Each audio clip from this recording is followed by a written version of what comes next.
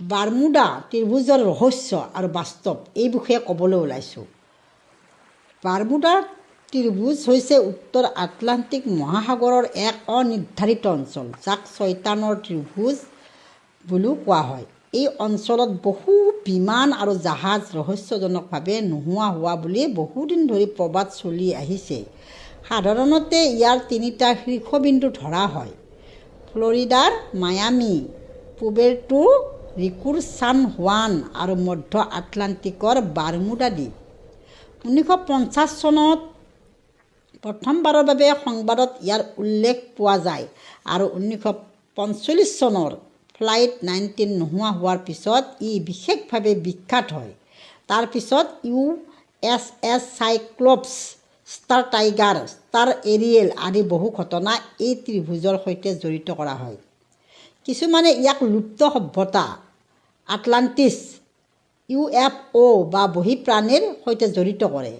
আন কিছুমানে বিদ্যুৎ চুম্বকীয় ধুমুহা, কালধুমুহা বা সময় বিকৃতিৰ কথাও কয়।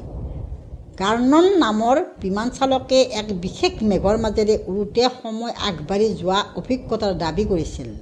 কিন্তু বিজ্ঞানীসকলৰ মতে ইয়াৰ অধিকাংশ ব্যাখ্যা প্ৰাকৃতিক।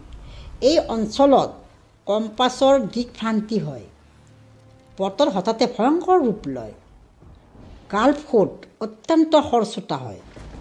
সাগৰৰ তল অত্যন্ত গভীৰ। মিথেন গেছৰ উদগিৰণৰ সম্ভাৱনা আছে। এই সকলোবোৰে মিলি জাহাজ আৰু বিমান দুৰ্ঘটনাৰ সম্ভাৱনা বৃদ্ধি কৰে। গুৰুত্বপূৰ্ণ কথা হ'ল, আমেৰিকান নৌবাহিনী আৰু ভৌগোলিক সংস্থাসমূহে বাৰ্মুডা ত্ৰিভুজক কোনো স্বীকৃত বিপদজনক অঞ্চল বুলি মানি নলয়। ই আজিও বিশ্বৰ এটা অতি ব্যস্ত আৰু সাধাৰণ জল আৰু আকাশী পথ। শেষত ক'ব পাৰি, বাৰ্মুডা ত্ৰিভুজ বেছিভাগেই কল্পকাহিনী, চিনেমা আৰু লোকবিশ্বাসৰ ফল। বাস্তৱত ই ৰহস্যতকৈ বিজ্ঞান আৰু প্ৰাকৃতিক কাৰণৰ সৈতে বেছিকৈ জড়িত।